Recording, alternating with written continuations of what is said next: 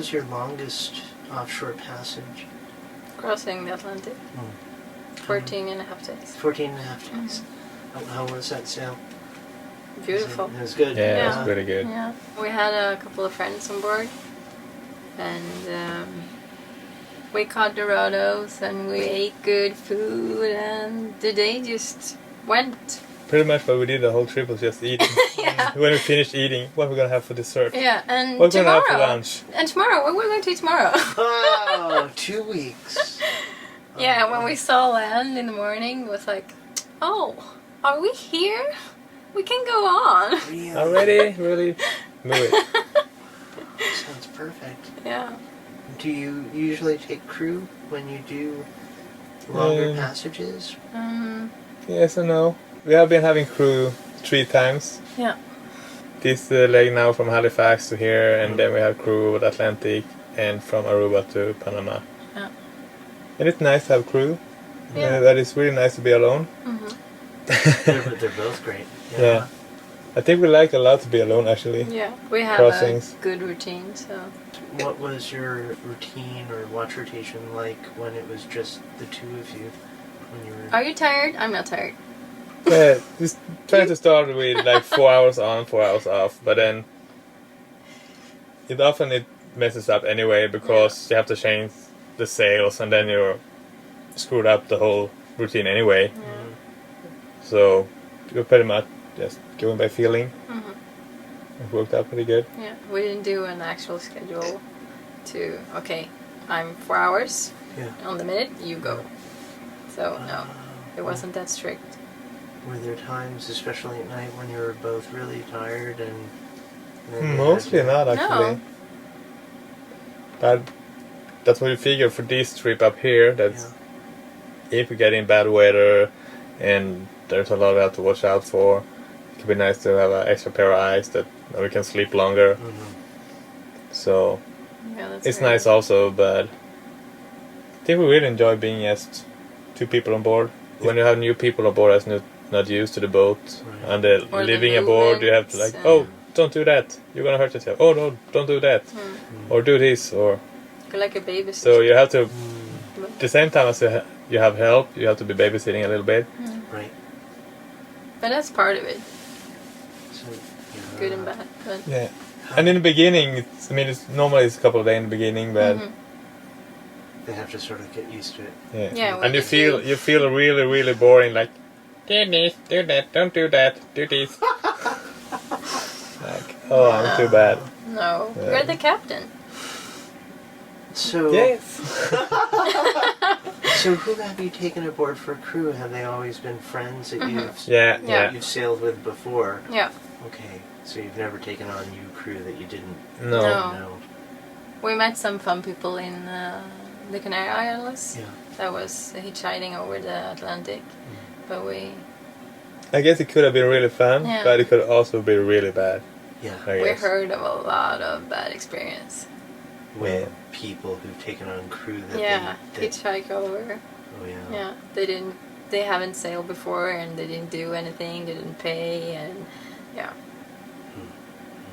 So what's it like when you have one crew on? Is a watch rotation more? And then we have been having 4 defined? hours on, 8 off. 4 on, 8 off. Wow. Yeah, you can just go to sleep and sleep forever. It's like, 8 hours seems like a long time Yeah. to sleep. Yeah. That's great.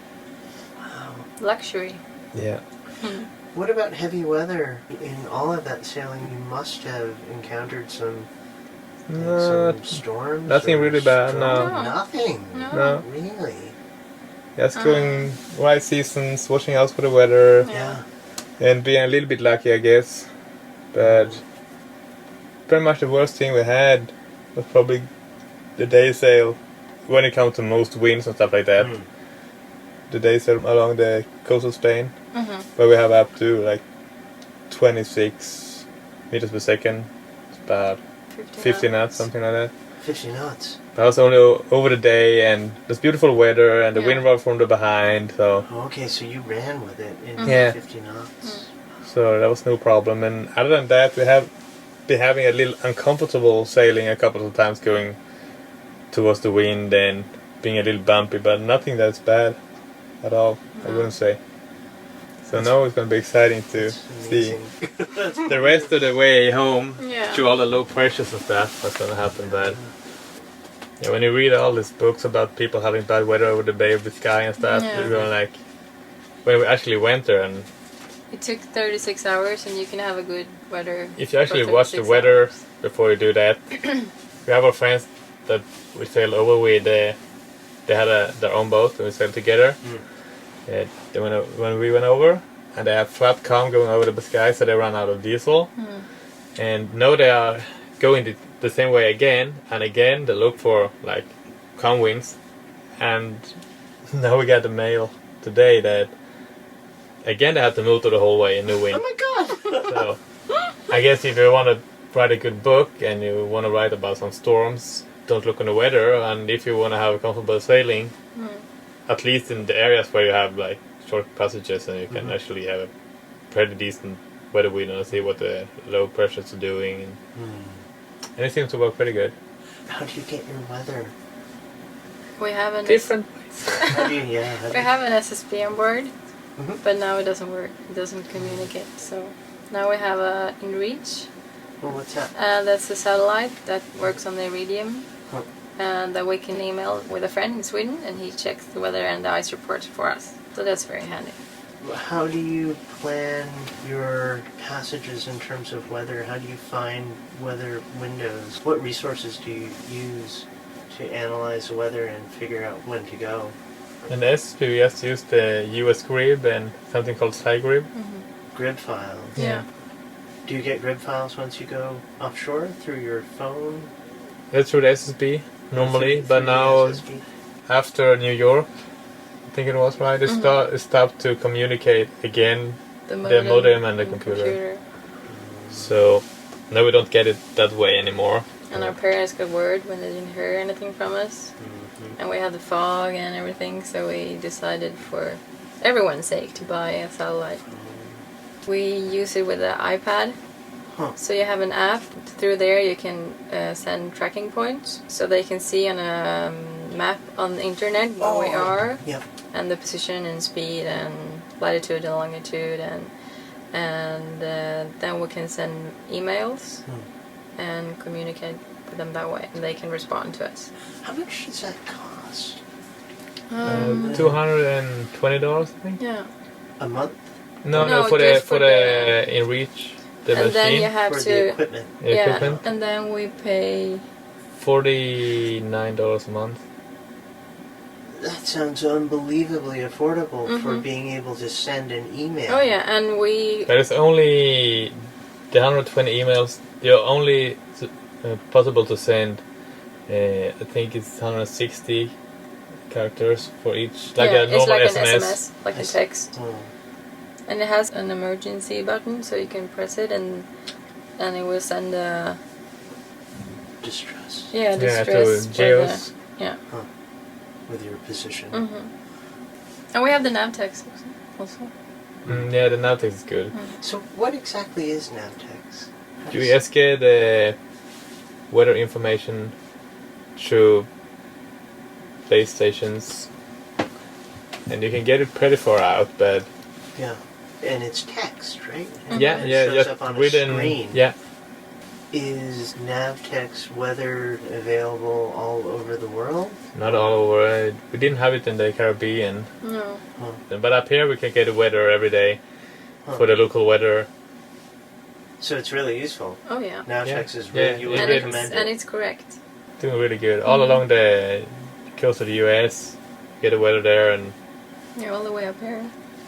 What are some of the most important pieces of gear on your boat?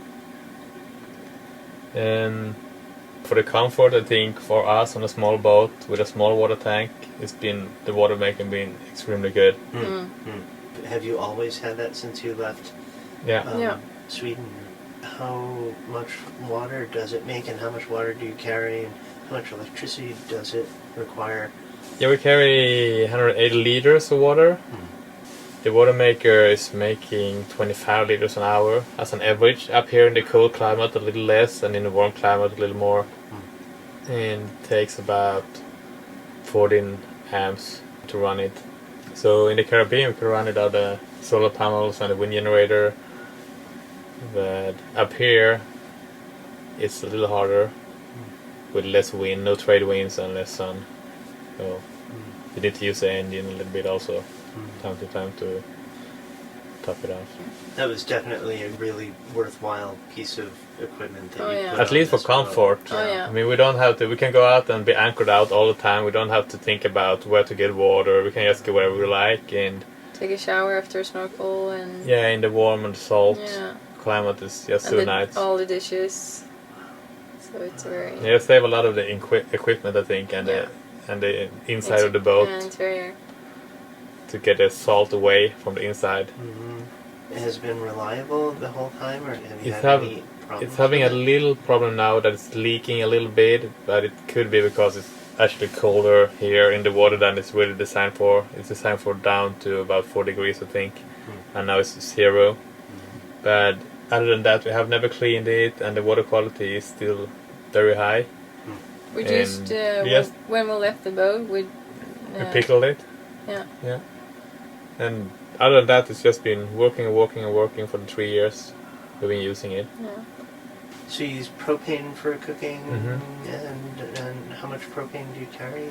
Normally 20 pounds. 20 pounds. Have you had any problems with refilling that tank or getting a new tank to exchange? Little bit in Europe. Yeah, not in the Caribbean. Just had a normal feeling the same that's normal in US. What's your refrigeration like? It's 12 volt and it's with a heat exchanger in the through holes for the sinks. So you get a better efficiency out of it. It's been working pretty good. But it could use more isolation. Yeah, definitely can use more isolation in the fridge and the freezer. Yeah. How about cabin space heating? What do you have for And that? airbrush pressure, a diesel heater, and then we have a PE. Defroster for the engine. Yeah. Now when we run the engine, you can get the heat from the engine. So that was really nice up here. Yeah.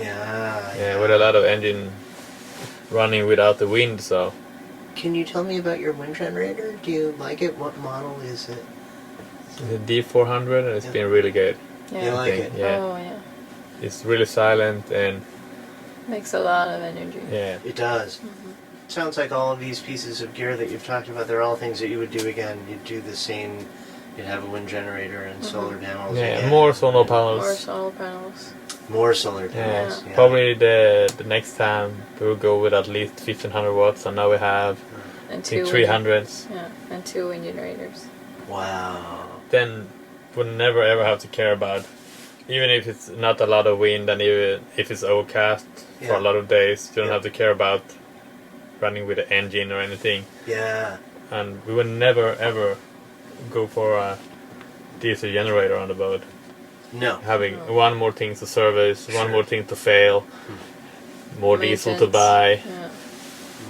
If you just buy a lot of solar panels, we met a few boats that had 1500 watt of solar panels. Over 1 year, you only use the engine one to charge.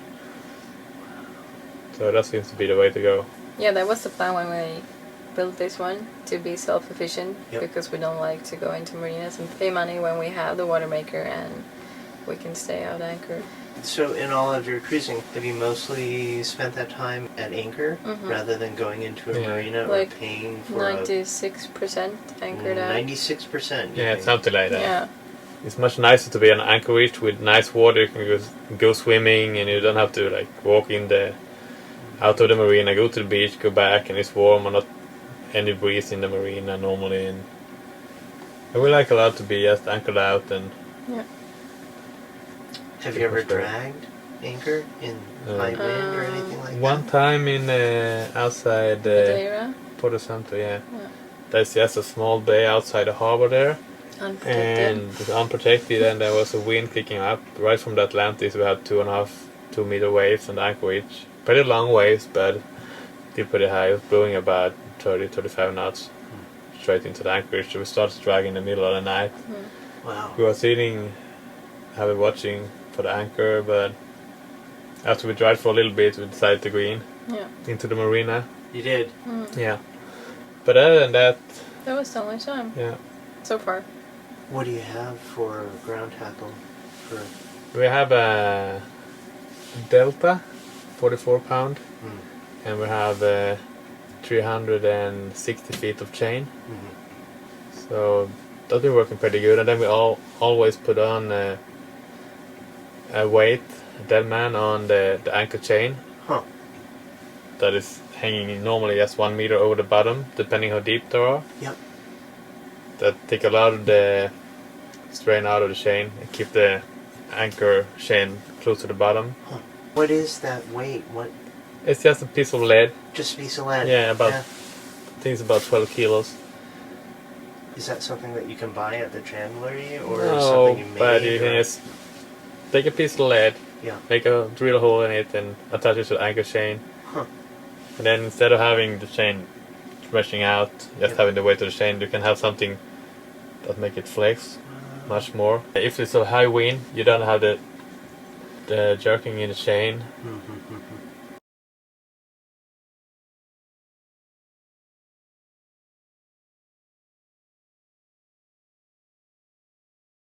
After all of this voyaging, all these miles, and all these years of living aboard, if you were to do it again, and I think you're going to eventually, what would you do differently? I'm not sure. I think we're getting a pretty good routine. Yeah.